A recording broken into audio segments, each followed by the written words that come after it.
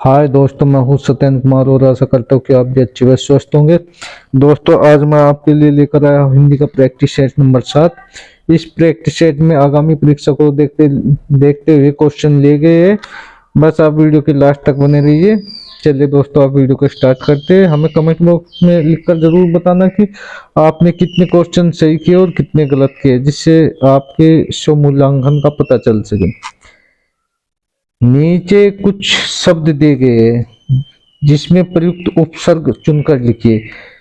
ए आओ, अपमान का उपसर्ग है ए आओ। बी अप, सी अति, डी अप। तो आपका अपमान अप ऊपर का हो जाएगा, तो ऊपर का उपसर्ग होता है, नीचे का प्रत्यय होता है, तो आपका अप हो जाएगा राइट आंसर। द्विगु समास का उदाहरण है माता और पिता, यथाशक्ति, नवग्रह या पीताम्बर। ये मैं बता दूं, आपका ए द्वंद्व समास है, ये अवयव भाव समास है और ये बहुब्रीहि समास है। द्विगु समास जो संख्यावाची शब्द होते हैं उनमें द्विगु समास होता है, तो नवग्रह आपका राइट आंसर है। यही आपका द्विगु समास है। चलिए नेक्स्ट क्वेश्चन लेते हैं। हिंदी किस लिपि में लिखी जाती है? ए ब्राह्मी लिपि में, बी सिक्रोष्टी लिपि में, डी देवनागरी में, डी गुरु लिपि में। तो उसका बी राइट आंसर हो जाएगा, डी देवनागरी लिपि में। नेक्स्ट क्वेश्चन, स्वर नाम के कितने भेद होते हैं? ए 6, बी 5, सी 7, डी 4। तो आपके 6 स्वर नाम के भेद होते हैं। नेक्स्ट क्वेश्चन, आकाश पाताल के बीच लगने वाला योजक चिन्ह। ये जो योजक चिन्ह है वे अल्पविराम चिन्ह है या विस्मयबोधक चिन्ह है या योजक चिन्ह है या उदाहरण चिन्ह है। तो आपका राइट आंसर हो जाएगा सी योजक चिन्ह। ये नई साड़ी है वाक्य में नई शब्द है। ए सर्वनाम, बी क्रिया, सी क्रिया विशेषण, डी विशेषण। तो आपका ये विशेषण हो जाएगा राइट आंसर, डी विशेषण। नीचे दिए गए विकल्पों में से तत्सम शब्द का चयन कीजिए। ए आर्म, बी दूध, सी शहीद, डी खिचड़ी। तो आपका ए हो जाएगा आर्म। ये आपका तत्सम शब्द है। चलिए अगले नेक्स्ट क्वेश्चन देखते हैं।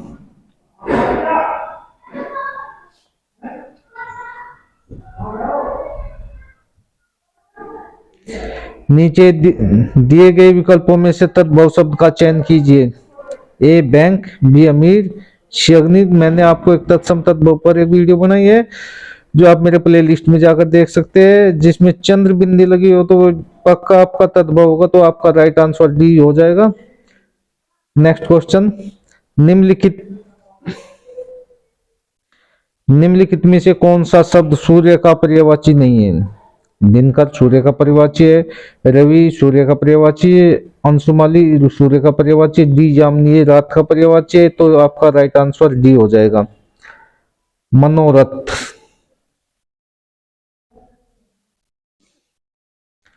मनोरथ का संधि विच्छेद है मन विसर्ग रथ, बी मन जमा औरथ, सी मनो जमा रथ, डी मन जमा रथ। तो आपका विसर्ग हो जाएगा मनोरथ, जिसमें विसर्ग लगा हुआ है मन जमा रथ। तो आपका ये राइट हो जाएगा।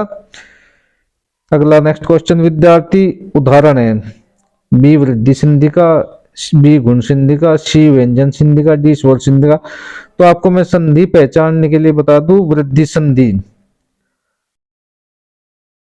आपका दीर्घ संधि, जिसमें आ का डंडा, बड़े ई की मात्रा और बड़े ऊ की मात्रा आएगी, वे दीर्घ संधि हो जाएगी। तो आपका डी राइट हो जाएगा। वृद्धि संधि जिसमें डबल ए की मात्रा हो जाएगी वे वृद्धि संधि हो जाएगी, और जिसमें ए और ओ की मात्रा हो जाएगी वे गुण संधि हो जाएगी, और जिसमें व्यंजन सीधा इनसे अलग आएगा वो व्यंजन संधि में चल जाएगा। नेक्स्ट क्वेश्चन लेते हैं।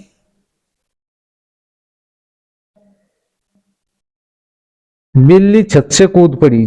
बिल्ली छत से कूद पड़ी कारक कौन सा है? अधिकरण कारक, विक्रम कारक, सी संप्रदान कारक, डी अपदान कारक। बिल्ली छत से कूद पड़ी यानी बिल्ली छत से अलग हो रही है, तो अलगाव की स्थिति है, तो अपदान कारक आएगा। आपका डी राइट हो जाएगा। नीचे लिखे वाक्य में एक शब्द बताइए जो युद्ध में स्थित रहता है। यशवी, सत्याग्रही या स्वरोही। आपका डी युधिष्ठिर, तो आपका सी युधिष्ठिर, सॉरी, तो आपका सी ही राइट हो जाएगा, युधिष्ठिर।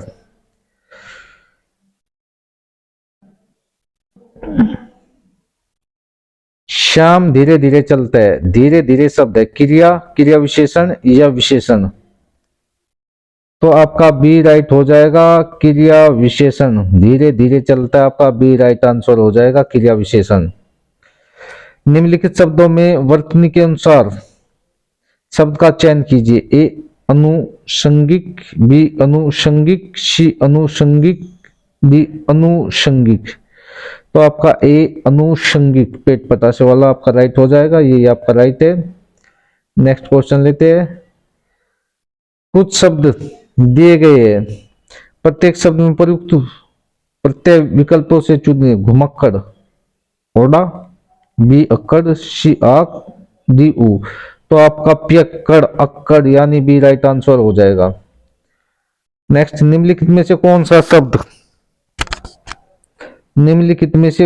शब्द बादल का पर्यायवाची है। ए नीरद, बी नीरज, सी अंबुज, डी अंबु। तो आपका ए राइट हो जाएगा, नीरद।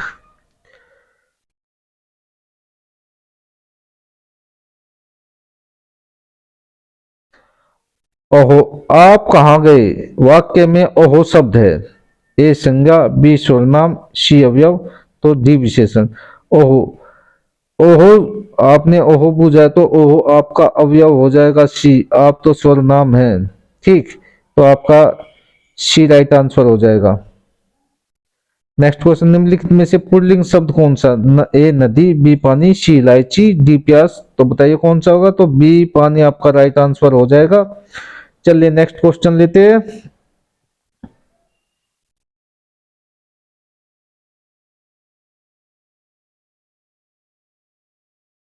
नेक्स्ट, निम्नलिखित में से कौन सा शब्द जातिवाचक संज्ञा है।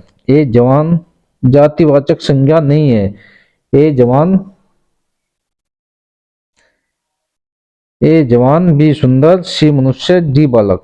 तो जातिवाचक, जवान जातिवाचक संज्ञा है, मनुष्य जातिवाचक है, बालक जातिवाचक, तो बी आपका सुंदर जातिवाचक संज्ञा नहीं है। नेक्स्ट क्वेश्चन लेते हैं। 140, देहात शब्द का विशेषण रूप है। ए देहाती, बी देहात, सी दोहती, सी दोहत। तो आपकी देहाती आपका विशेषण रूप हो जाएगा।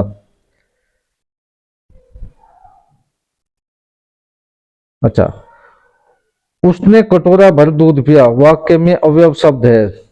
उसने कटोरा भर, आपका जो भर शब्द आया है वो ये आपका विशेषण होगा, कटोरा नहीं होगा, दूध नहीं होगा, पिया नहीं होगा। तो आपका भर जो शब्द है, कटोरा भर, दिन भर, जीवन भर, ये आपके जो भर वाले ये इस तरह के शब्द ये अवयव है। विद्वान शब्द में स्त्रीलिंग क्या होता है। विदुषी, बी विद्वंती, सी विद्यामती, सी विद्यावती। तो आपका विदुषी ये विद्वान का स्त्रीलिंग होता है। आंसू, नेक्स्ट क्वेश्चन लेते हैं। आंसू का बहुवचन क्या होगा। ए आंसू, बी आंसुए, बी आंसुओं, इनमें से कोई नहीं। तो आपका ए आंसुए राइट हो जाएगा। विधवा शब्द का पुल्लिंग रूप है। विधवा शब्द का पुल्लिंग रूप आपका ए विदुष, बी विदुर, सी विदुषी, डी विद्वान। तो आपका बी विदुर हो जाएगा, यानी जिसकी स्त्री मर गई हो, इसका पति मर गया, उसकी स्त्री मर गई।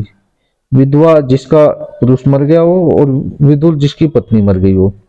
तो आपका बी राइट हो जाएगा। सपुत्र, नेक्स्ट क्वेश्चन लेते हैं।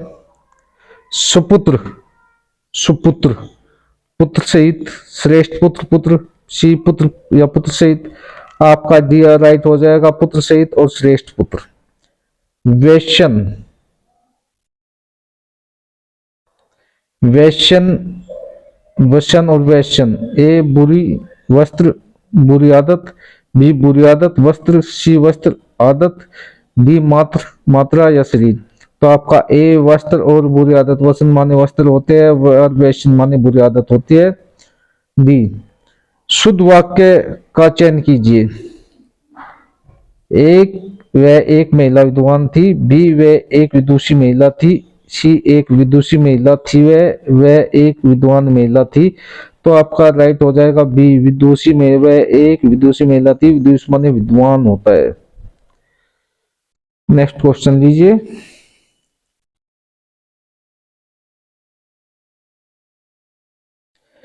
जिसे उचित जिसे उचित उत्तर छूट जाए वह कहलाता है। आशु कवि, बी प्रत्याउन्मुति, सी प्रतिभाशाली, डी प्रज्ञावान। तो प्रत्याउन्मुति आपका जो होता है आएगा यहाँ पर, आपका बी राइट हो जाएगा। हमारा देश धीरे धीरे आत्मनिर्भरता के लक्ष्य की ओर बढ़ रहा है। तो आपका इसका राइट आंसर हो जाएगा लक्ष्य। आपका उद्देश्य, मकसद और गंतव्य नहीं होगा, बी। माँ का लड़का कहाँ गया? उद्देश्य का विस्तार भेद लिखिए। सर्वनामी विशेषण या संबंध कारक। तो आपका इसका सीधा वाक्यांश तो आपका सीधा संबंध कारक होगा। माँ का लड़का आया है तो यहाँ पे माँ का लड़का, तो यह संबंध कारक हो जाए। अगर दोस्तों हमारा वीडियो आपको अच्छा लगा तो लाइक कीजिए, शेयर कीजिए और सब्सक्राइब कीजिए, और हमें कमेंट बॉक्स में लिखकर जरूर बताएं कि आपने किसने क्वेश्चन ठीक किए। वीडियो को लास्ट तक देखने के लिए धन्यवाद।